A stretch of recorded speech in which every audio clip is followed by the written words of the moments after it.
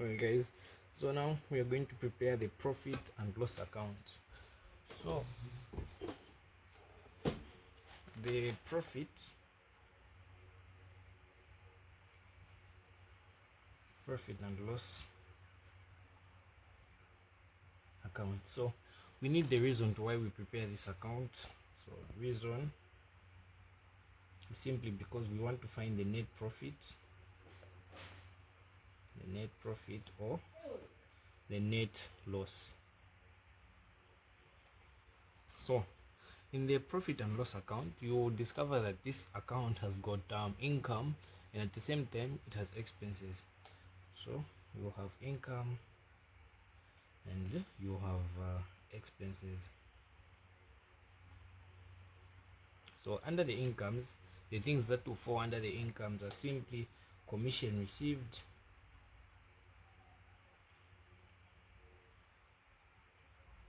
discount received,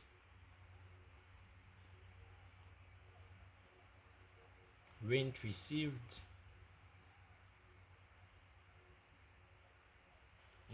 other things that can be here, whereby with additional information like at grade 12 level, you'll find that the other thing that's actually found under the income is a decrease in provision for doubtful debts.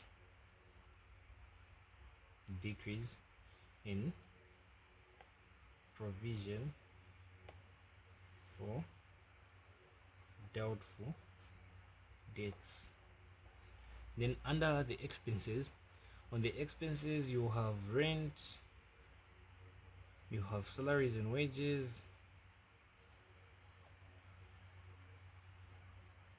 you have motor vehicle expenses,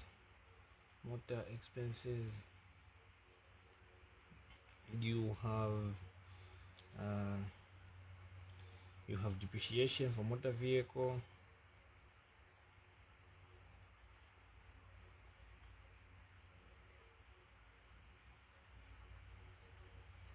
you have discount allowed,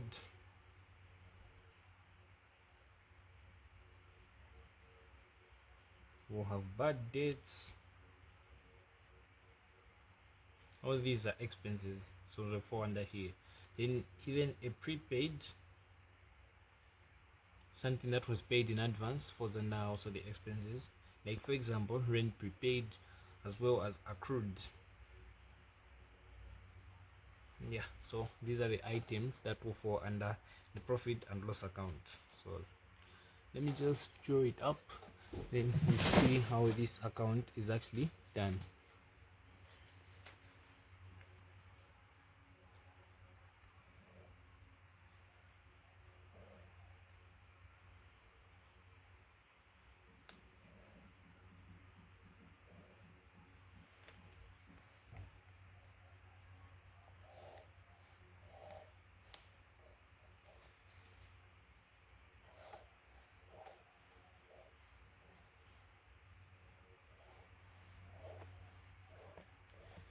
So we're going to put the currency logo for in Zambia, which is kwacha, then details, then we write profit and loss account. So when we're starting off with the profit and loss account, the first thing that we'll start with is income. So you're just going to say add income, and like I said, under the incomes you have things like commission received,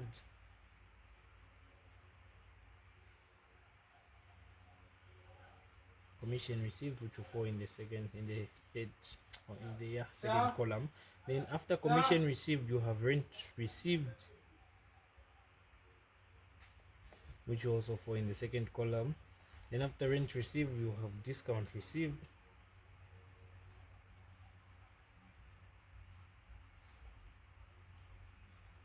then after discount received you're going to have a decrease in provision for doubtful debts.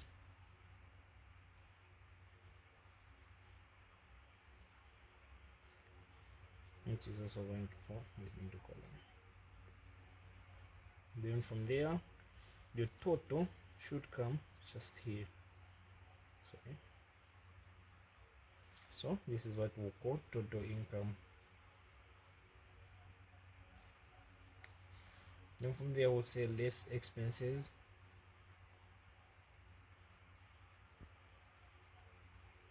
Then we'll list down all the expenses. So on the expenses we can have salaries and wages,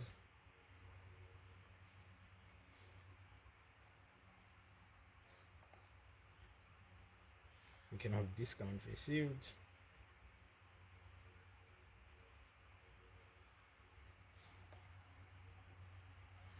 we can have bad debts,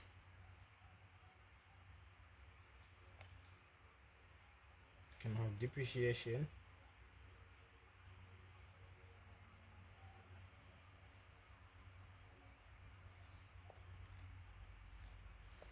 then we can also have discount allowed.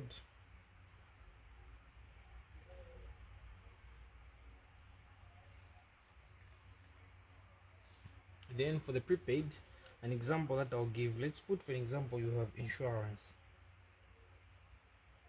So you have the actual cost for the insurance, then you'll be also given insurance prepaid, the amount for the insurance that has been prepaid, insurance prepaid. And then from there you're actually going to subtract to get the actual amount for the insurance, because there's been an amount that has been paid in advance. So for us to actually get the actual amount for the insurance, we actually have to subtract. Then for accrued, this applies for prepaid, applies on rents, salaries and wages, discount received. So for the accrued, we can have for example general expenses.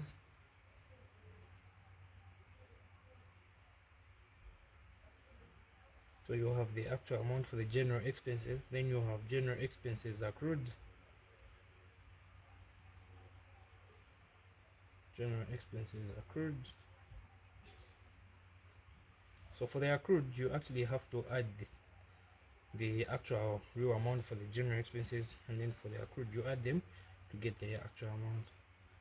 So accrued simply meaning like you're owing it or the balance is still outstanding. Then from there, after you add up all the expenses, you get what's actually known as total expenses.